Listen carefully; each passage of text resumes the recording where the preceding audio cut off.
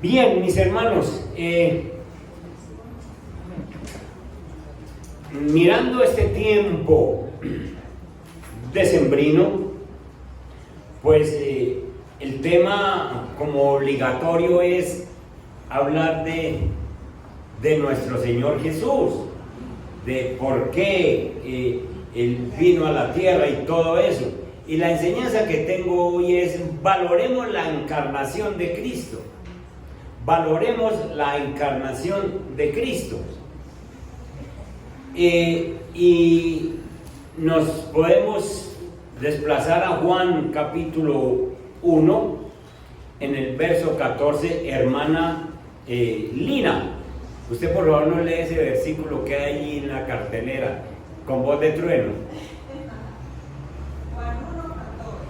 Y aquel verbo fue hecho carne, y habitó entre nosotros, y vimos su gloria, gloria como la del unigénito del Padre, lleno de gracia y de verdad. Amén. Gracias, Lina. Lo leo desde aquí. Y aquel verbo fue hecho carne, y aquel verbo fue hecho carne, y habitó entre nosotros. Entonces, miren tres cosas que hay en el versículo. Y aquel verbo fue hecho carne. ¿Cuál verbo? Y habitó entre nosotros. Segunda, vivió dentro de nosotros.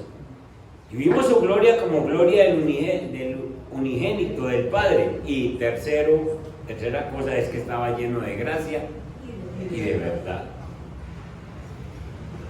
¿Cuál verbo? Vamos al versículo 1 de San Juan. En el principio era el verbo, y el verbo era con Dios, y el verbo era Dios. Ese verbo del versículo 1 es el mismo que se hace carne en el versículo 14, que toma cuerpo físico.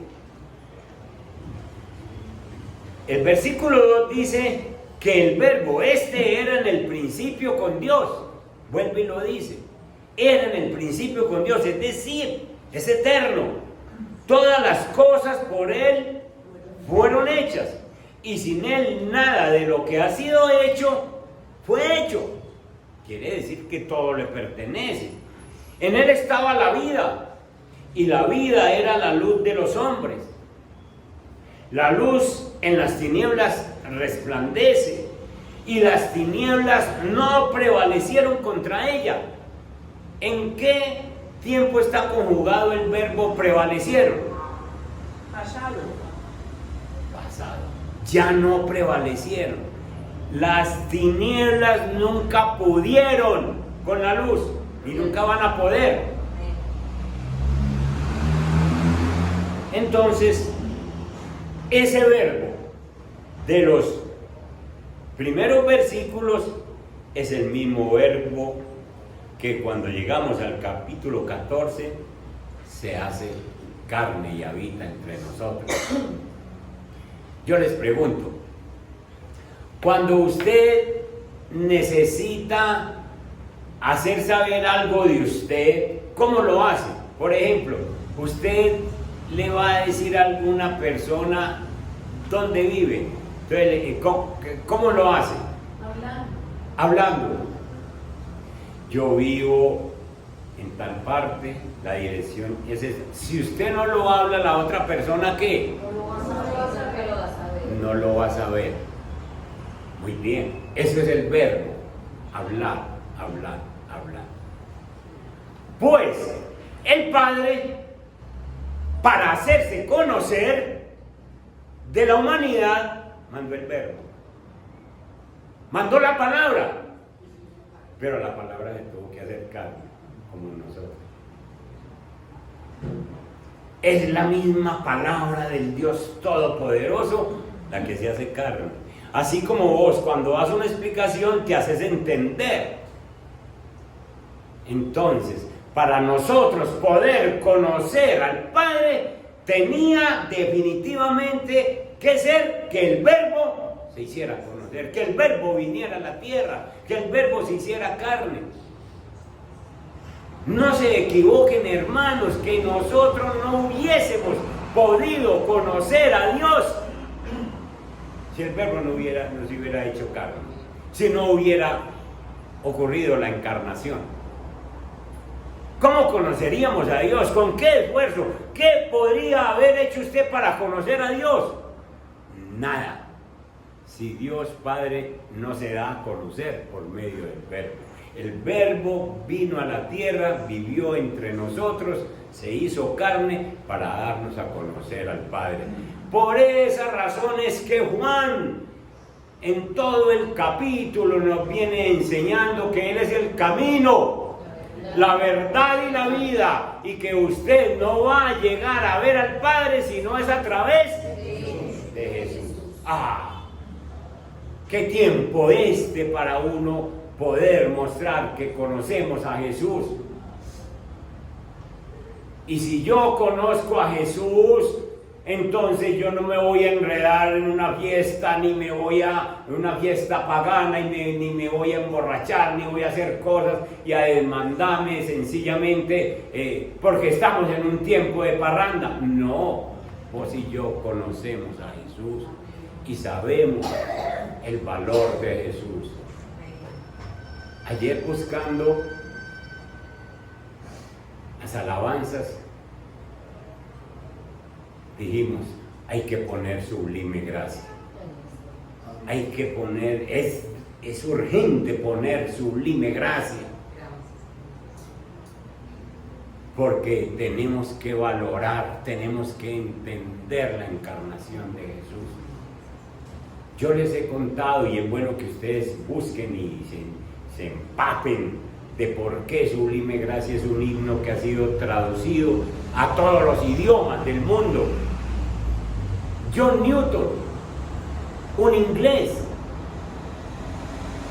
que a los 7 años murió su mamá, y su mamá le heredó una bibliecita, pequeña y ajadita, porque la mamá era una buena cristiana, pero murió muy temprano. Y se le heredó, y él la guardó no porque le gustara la Biblia, sino porque era de esos que, esto me lo dio mi mamá, así como vos y yo. Esto me lo dio mi mamá y ahí lo tengo. Fue creciendo John Newton y se volvió un pirata.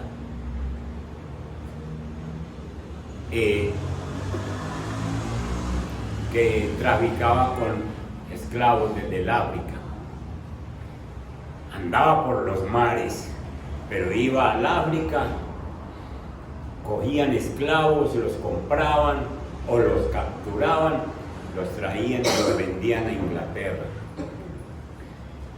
John Newton cuenta la historia que se volvió tan sumamente malo que aún los malos que trabajaban con él decían, no, yo no trabajo con este hombre.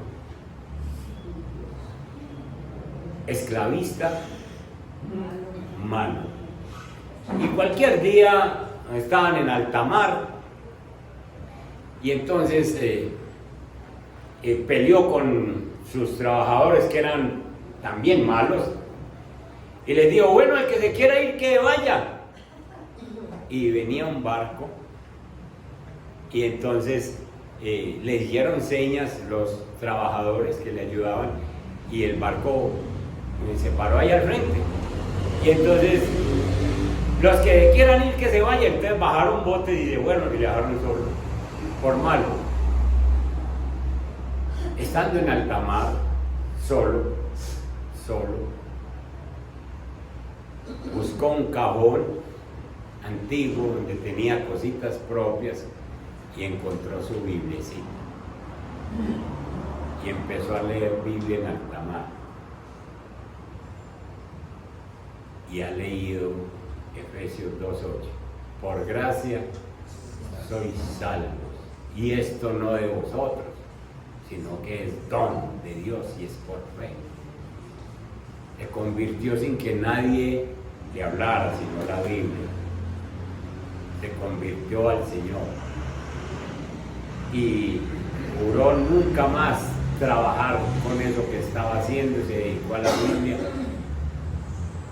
y el Espíritu Santo le ha inspirado ese himno precioso. Sublime gracia que a mí salvó, a mí me salvó. Sublime gracia. Entendió la encarnación de Jesús. Entendió para qué se había encarnado Jesús. Y hoy suena en cuanta iglesia cristiana haya, suena en todos los idiomas, porque es un verdadero himno. Sublime gracia, que nosotros debíamos de conocerlo y repetirlo. Cuando el Hijo de Dios descendió del cielo al vientre de María, ocurrió el milagro de la encarnación. El Verbo, la palabra de Dios, se ha hecho carne con el único fin de mostrarnos al Padre y de darnos salvación. Esta encarnación es sin lugar a dudas uno de los más sobresalientes milagros de Dios. Cristo llegó a ser Dios hombre. Eso es la encarnación.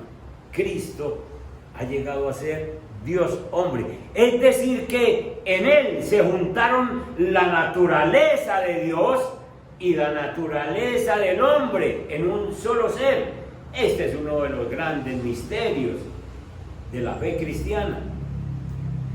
La doctrina de la encarnación es una de las grandes doctrinas del cristianismo y ha sido fuertemente atacada. ¿Por qué ha sido muy atacada? Porque debido a este hecho de la encarnación es que se da la redención de la humanidad por este gran milagro. Si Jesús no hubiera encarnado, nosotros no conoceríamos al Padre. Y nuestras oraciones entonces serían rezos, como ocurre por allá afuera, que hacen rezos sin conocer al Padre, que hacen rezos de cuenta de ellos sin que Jesús intermedie. Porque si no se conoce a Jesús, entonces no se conoce al Padre. Porque Jesús es el Verbo, porque Jesús es la palabra, y porque Dios mandó al Verbo a que se encarnara para que nos pudiera mostrar al Padre. ¿Se dan cuenta por qué los rezos de allá no funcionan? Porque tiene que ser por medio del Verbo que nosotros nos comuniquemos con el Padre. Entonces, en esto de valorar la encarnación de Cristo, veamos algunos 2-3 puntos de por qué tenemos que valorar la encarnación de Cristo. Nosotros valoramos la encarnación de nuestro Señor Jesucristo porque Él se hizo hombre para comprender nuestras flaquezas, para comprender nuestras debilidades. Vayan conmigo a Hebreos capítulo 4, ubíquense en el verso 15 y veamos por qué, uno de los principales puntos de por qué debemos nosotros valorar esta encarnación. Capítulo 4, verso 15. Dice: porque no tenemos un sumo sacerdote que no pueda compadecerse de nuestras debilidades, sino uno que fue tentado en todo según nuestra semejanza, pero sin pecado. Entonces, valoramos la encarnación en un tiempo como estos, mucho más, donde la gente no entiende esto. Valoramos la encarnación porque el Verbo se hizo carne para entender nuestras flaquezas. Aquí tenemos un sumo sacerdote que se puede compadecer de vos y de mí, porque fue tentado en todo, porque se hizo carne y pasó exactamente por todo lo que nosotros pasamos, con una pequeña diferencia, ni tan pequeña. La gran diferencia es que Él no pecó habiendo estado en carne, habiendo estado en el cuerpo. Uno peca desde muy niño. Los niños se inventan cosas, dicen mentiras, hacen pataletas, les da rabietas o no. Y déjelo crecer así para que vea cómo le vuelve.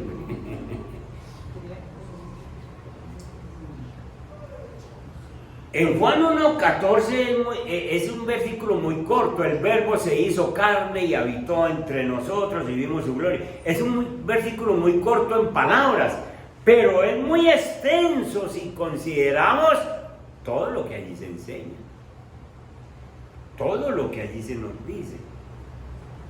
En la gran verdad de que Jesús se hizo hombre, está manifestado el gran propósito redentor de Dios. Se hizo hombre, y entonces empiezo yo a preguntar, ¿y por qué se hizo hombre? Y ahí voy viendo el gran propósito de Dios, porque Dios quería salvar a los pecadores, y si no es enviando a Jesús, no hay salvación, no hay salvación. Dios envió a Jesús, y Jesús participó de la naturaleza humana a fin de convivir con nosotros y de enseñarnos el camino de la salvación. Esto es maravilloso, esto es maravilloso. Ayer hablando con el papá de Mariana, que vino de Australia, apenas vino hace 15 días, le estaba yo preguntando cómo es la Navidad allá en Australia, y me dijo, pastor, allá no celebran eso, allá no celebran nada, allá no se ven esas luces, allá no se ve nada, allá no se ve natilla, allá no se ve muñuelo, allá no se ve nada, allá la gente trabaja, y el 25 de diciembre se invitan en la familia y hacen un almuerzo y siguen trabajando. Eso es, y me dijo, y si de pronto hay una casa con luces, no es de Australia, es latino. Es decir, que es una celebración donde a nosotros nos cogieron y enredaron con todo esto. Pero entonces Jesús quiso convivir con nosotros para enseñarnos el camino de la salvación, para mostrarnos, vea, ustedes pueden llegar a vivir eternamente con el Padre, y eso no lo podía hacer nadie más, nadie más. A nosotros nadie nos enseñaba a conocer a Jesús. En la religión que crecimos, la gran mayoría de nosotros nos enseñaron que había un personaje que su palabra era infalible, porque era el único que podía conversar con Dios, y lo que él dijera era palabra de Dios, y nosotros nos tragamos el cuento.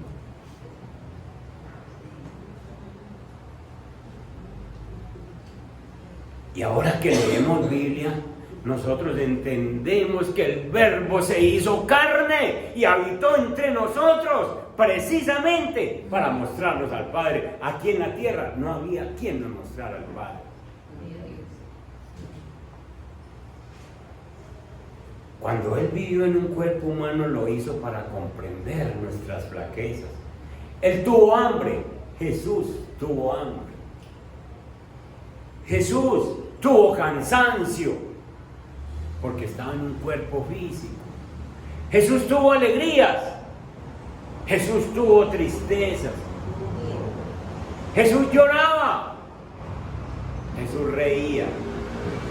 Todo un ser humano, 100% humano, pero 100% Dios. Sintamos pues aliento, sintamos fuerzas al saber que nosotros, cuando nos acercamos a Cristo, no nos estamos acercando a un ser desconocido, a un ser ajeno al mundo, a un ser que no conoce la condición humana. Sintamos que nos acercamos a aquel que moró con nosotros en el mundo, que se hizo carne con el único fin de comprendernos y de ayudarnos, y para mostrarnos al Padre. Qué buen tiempo este para decirle a los niños para decirle a los familiares, para decirle a las personas que están cerquita, el Verbo se hizo carne. El único que nos muestra al Padre es el Verbo, es Jesús. Así como les dije el ejemplo, para usted hacer conocer algo suyo, tiene que ser que lo hable, que lo diga. El Padre mandó al Verbo para que nos dijera cómo es el cielo, cómo debemos llegar allá. Entonces, primer punto de por qué valorar la encarnación. Porque Jesús, el Verbo, se hizo carne para conocer nuestra flaqueza. Él conoce tus debilidades, Él conoce tus pensamientos. ¿Por qué Él estuvo en carne? Él sabe. Si a vos te duele una rodilla, el Señor dice, a mí también me dolió, venga a ver. Lo que sea, Él te duele. Si vos amaneces triste, venga a ver que yo también estuve triste. Por eso es que debemos valorarlo. Segundo, ¿por qué debemos valorar la encarnación? Porque Jesús se hizo hombre para presentarnos un modelo de vida. Él nos presenta un modelo de vida. Vamos a Hebreos también, en el capítulo 12 y en el verso 2. Puestos los ojos en Jesús, el autor y consumador de la fe, el cual, miren esto hermanos, el cual por el gozo puesto delante de él, sufrió la cruz, menospreciando el oprobio, y se sentó a la diestra del trono de Dios. Jesús sufrió la cruz con gozo por vernos a nosotros salvos. De ahí que la Biblia diga que hay gozo en el cielo cuando ¿qué? Cuando un pecador se arrepiente, porque Jesús le va a decir al Padre, vea otro Señor, mire, por fin conoció lo que yo hice, lo que yo voy a hacer a la tierra. Y Él sufrió con gozo, porque sabía que muchas personas iban a conocer al Padre por medio de Él. Y ahí estamos nosotros, hermanos. Y entonces vino a enseñarnos un modelo de vida. Jesús fue un hombre verdadero. Y entonces tenemos en Él un ejemplo según el cual nosotros podemos vivir. Aquí en la tierra usted no tiene a quién imitar. Piense en cualquier persona que vive bueno y ese no es. Tiene alguna falencia, tiene algún problema, hay alguna cosa que no se puede imitar. ¿Para qué vamos a nombrar personas? No, ahí queda grabado y es mejor que no. Porque es que tienen errores. Cualquier persona que usted se imagine tiene errores. El modelo es Jesús.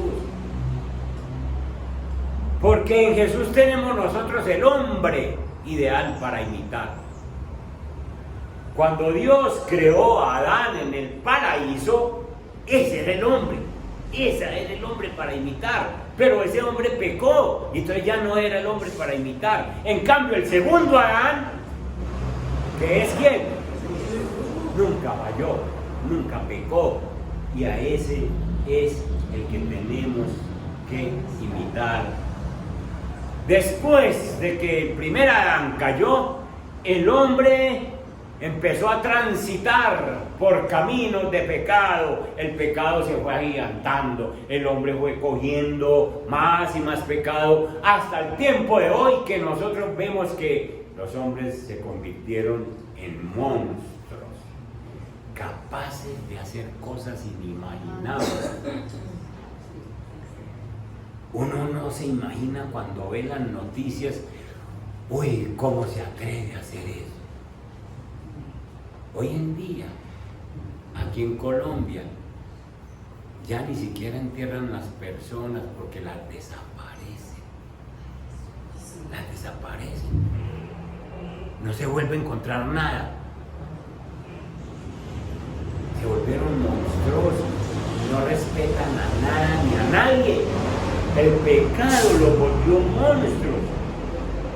Pero cuando conocemos a Jesús, nosotros tenemos la idea perfecta de cómo Dios creó a un hombre. Mire a Jesús y ahí tiene la idea perfecta de qué es lo que Dios quiere con nosotros. Que nos parezcamos a Jesús. Nuestro Señor Jesús, que caminó en rectitud, que caminó en santidad, que caminó en perfección aquí en la tierra. No era un espíritu, no era un ángel, era un hombre. Era un hombre, era un ser humano que vino a enseñarnos cómo se vive. Y vino a enseñarnos que vos y yo nos sometemos humildemente a Dios. Y Dios nos va haciendo semejantes a Jesús. Nos vamos pareciendo a Jesús. La Biblia dice que la meta de nosotros es llegar a la estatura ¿de quién? De Cristo. Es decir, que todos los días tenemos que parecernos más a Cristo. A mí hay veces me preocupa mucho que vamos viviendo tanto y pareciéndonos tan poquito a Jesús. Porque es que si uno tiene muchos años de cristiano, ¿qué tiene que pasar en usted? Tiene que parecerse más a Jesús. Está bien que que vino este año se parezca un poquito, pero usted que lleva 10, 15, 20 años, yo que llevo 28, me voy a parecer más. ¿O no? Sí. Así tiene que ser. Entonces, a mí me gustan los exámenes, ¿no?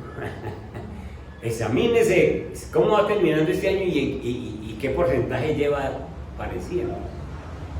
Y para el año entrante usted no puede pasar a ser el mismo, como si siguiera en el mismo nivel. Lo mismo es malacaroso, lo mismo es cantaletosa, no cantaletosa, lo mismo, la misma cosa, las mismas palabras, las mismas actitudes. Dios mío, son etapas en las que uno dice, no, hay que transformarlo, definitivamente, porque, y ¿sabe cómo se logra eso? Sométase humildemente a Dios. Jesús vino a mostrarnos a Dios y vino a mostrarnos un modelo de vida. La santidad que nosotros tenemos que tener. Y este tiempo es hermoso para vivir en santidad para nosotros. Es vivir en santidad. ¿Sabe qué es vivir en santidad? Estar en cualquier lugar y permanecer firme. Estar en cualquier lugar y permanecer. Que me invitaron a una despedida, que me invitaron a una fiesta. Vaya. Que se conviertan ellos a nosotros. Y no nosotros a ellos. Que se conviertan ellos a nosotros. Definitivamente así tiene que ser. Vayan conmigo a Primera de Juan, capítulo 2, verso 6. Primera de Juan, capítulo 2 y el verso 6. Allí dice que 2, 6. El que dice, usted o yo, que permanece en él, en Cristo, ¿qué debe hacer? Bueno, subraye esa para usted.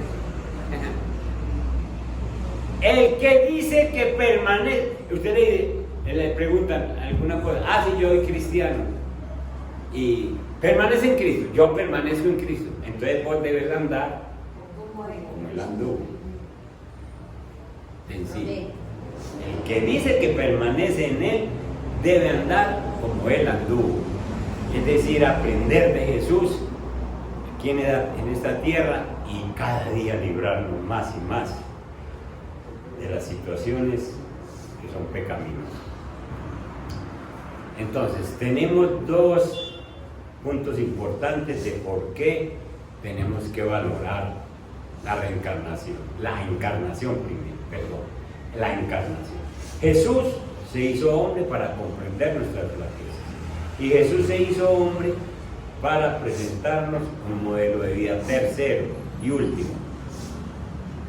Jesús también se hizo hombre con el fin de convertirse en el mediador único. En el mediador. Hebreos capítulo 9. Nosotros tenemos un mediador y no hay otro. En Hebreos capítulo 9 podemos ver desde el verso 11. Miren esta belleza que hay allí. Pero estando ya presente Cristo, somos sacerdote de los bienes venideros. ¿Quién es el que te va a sostener con los bienes venideros? Es Él el que está presente. Somos sacerdote de los bienes venideros por el más amplio y más perfecto tabernáculo, no hecho de manos, es decir, no de esta creación, y no por sangre de machos cabríos ni de becerros, sino por su propia sangre, entró. ¿Cuántas veces? Una vez para siempre en el lugar santísimo, habiendo obtenido eterna redención. Es decir, Jesús hizo un solo sacrificio. Anteriormente en el Antiguo Testamento había que hacer muchos sacrificios porque era la sangre de un becerro por el pecado de los demás. Y entonces el sacerdote reunía al pueblo, el pueblo confesaba sus pecados y el sacerdote degollaba un cordero, recibía en una redoma la sangre y el sumo sacerdote, el único que podía entrar al lugar santísimo, entraba con esa sangre y le decía al Padre, a Dios: Señor, aquí está la sangre de ese cordero por el pecado de los que están allá afuera. Y el Señor expiaba los pecados, es decir, los cubría. Pero esta vez Jesús entra al lugar santísimo no con la sangre de un becerro, sino con la sangre de ¿quién? De él mismo, la de él mismo, y la presenta delante del Padre y le dice: Señor, por todas estas personas yo he derramado mi sangre y aquí está. Y ahí está el perdón de tus pecados, ahí está tu salvación, ahí está tu vida eterna, ahí está la posición de hijo que usted y yo tenemos. Por esa presentación que hace el Señor, habiendo obtenido eterna redención. Verso 13. Porque si la sangre de los toros y de los machos cabríos y las cenizas de la becerra rociadas a los inmundos santificaban para la purificación de la carne, es decir, a la gente se le rociaba con esa sangre y la carne quedaba santificada por un tiempo hasta el otro sacrificio. Dice el verso 14: cuánto más la sangre de Cristo, el cual mediante el Espíritu eterno se ofreció a sí mismo sin mancha a Dios, limpiará ¿qué? La conciencia. Ya no el cuerpo, ya no la carne, sino la conciencia, para que ya vos no peques más. Limpiará vuestras conciencias de obras muertas, para que ahora sirváis al Dios vivo. Así que por eso es mediador de un nuevo pacto, para que interviniendo muerte para la remisión de las transgresiones que había bajo el primer pacto, los llamados reciban la promesa de la herencia eterna. Verso 16: porque donde hay testamento, testamento es herencia. Un testamento es que hay una herencia para ti. Donde hay testamento es necesario que intervenga muerte del testador. ¿Y quién es el testador en este caso? Cristo. Y ya murió. Y entonces, si ya murió, ya vos podés reclamar el testamento que estás esperando. Ya podés reclamar la herencia. ¿Qué esperamos nosotros para reclamar si el testador ya efectuó la muerte? Es el mejor mediador. Él se hizo hombre para convertirse en el único mediador. Cuando Cristo se encarnó, entonces se colocó en la posición perfecta para convertirse en el más grande, en el más excelente mediador entre Dios y los hombres. Al tener Jesús las dos naturalezas, la naturaleza humana, aquí terrenal, y la naturaleza divina, esta situación lo coloca a él exactamente en medio de Dios y en medio de los hombres. Entonces, él puede hablar con Dios y puede enseñar a los hombres. ¿Qué otro mediador quiere el Dios hombre con nosotros? Como Dios, él puede compadecerse de nuestros conflictos para brindarnos su ayuda cuando la necesitemos. Y como hombre, él le presenta a Dios todo lo que nosotros necesitamos, las necesidades humanas. Por lo tanto, la Escritura deja plasmado que no hay ni 2, ni 3, ni 5 mediadores, y menos mediadoras. Vayan conmigo a Hechos capítulo 4, verso 12, porque ese versículo hay que leerlo.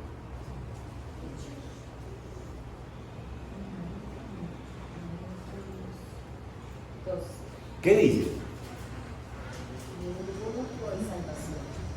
Y en ningún otro hay salvación, porque no hay otro nombre bajo el cielo dado a los hombres en que podamos ser salvos.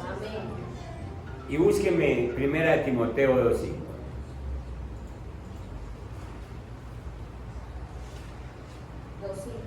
Sí, 2:5. 1 Timoteo 2:5.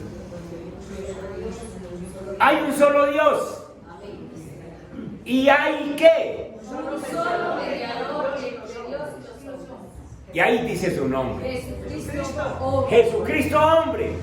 Jesucristo, cuando se hizo hombre, es el único mediador. Conoce los hombres y conoce a Dios. Qué buena lección para enseñarle a la gente en este tiempo. Qué buena lección esta. Quédense con estos 3 puntos para valorar la encarnación de Cristo. Primero, se hizo hombre. El Verbo se hizo carne y habitó entre nosotros porque necesitaba conocer nuestras flaquezas, necesitaba conocer nuestras debilidades. Segundo, el Verbo se hizo carne para presentarnos un modelo de vida. ¿Cómo debes vivir? Como Jesús te muestra. Para eso tenés que leer la Biblia. Mamá, que si yo quiero vivir así. No, mijo, venga. No es así. El esposo a la esposa, déjeme que yo vivo como yo quiera. No, señor, usted no vive como usted quiere. Aquí la Biblia dice. El viejito, el papá por allá de 90, déjeme vivir mi vida. No, mi viejito, venga para acá. Usted tiene que vivir como la Biblia dice. Modelo de vida. Y tercero, Jesús se hizo hombre para convertirse en el mediador único mediador. No hay otro mediador entre Dios y los hombres. Eso es Navidad, dice. Y que Dios nos ayude, porque necesitamos no solo vivir nosotros como Dios nos enseña, sino enseñarle a vivir a otros. Que no se pierda este diciembre sin que usted, por lo menos, si no le habla a nadie, dé testimonio mío. Ponga en mí. Padre que estás en los cielos, empezamos esta serie, Señor. Yo te pido que a todos los que vamos a predicar en este mes nos ilumines, porque hay tanto que hablar de la encarnación de nuestro Señor Jesucristo. Todo lo que hace, con tal de que nosotros no nos perdamos. El Verbo, el que estaba ya con Dios por la eternidad, por el cual fueron creadas todas las cosas, que sin Él nada de lo que ha sido hecho fue hecho, se hizo carne y habitó entre nosotros, con el fin de que nosotros tuviéramos un referente que conoce nuestras debilidades. Tú conoces cuando nosotros somos sometidos a tentaciones, tú conoces nuestra debilidad, tú conoces nuestras tristezas, tú conoces nuestras alegrías, tú conoces nuestros dolores físicos. Señor, pasaste por todo, fuiste tentado en todo, dice Hebreos, pero sin pecado. La gran diferencia de nosotros es que cualquier cosita, cualquier enojo nos hace pecar, caemos en pecado. Bendito Dios, te hiciste hombre y nos comprendes, y por eso te tenemos a ti para pedirte, para que nos ayudes, Señor. Te hiciste hombre para enseñarnos a vivir. El modelo de vida de nosotros no es un hombre en la tierra, no hay a quien imitar. El modelo de vida eres tú. Y ahí están los 4 evangelios para enseñarnos cómo viviste, Señor. Ayúdanos a deleitarnos con la vida de Cristo. Señor, y te hiciste hombre para ser nuestro mediador. ¿Quién conoce tanto a Dios como tú, si tú eres el mismo Dios? Si tú y el Padre uno son. ¿Y quién conoce tanto a los hombres como tú, que te hiciste hombre? Ah, qué maravilla, Dios mío, qué maravilla. Por eso nosotros hoy, en esta mañana, Señor, y a principios de este mes, te decimos, Padre Santo, hemos entendido que apartados de ti, nada podemos hacer. Queremos permanecer en ti y que tus palabras permanezcan en nosotros para que así podamos pedir lo que necesitamos. Padre, bendice a la iglesia y bendice nuestras familias en Cristo Jesús. Amén. Y amén. Dios me les guarde, familia. Nos vemos en las actividades de la semana. Recuerden lo del AGAPE, recuerden los programitas que tenemos, lo de los niños, todo esto. Dios me los guarde.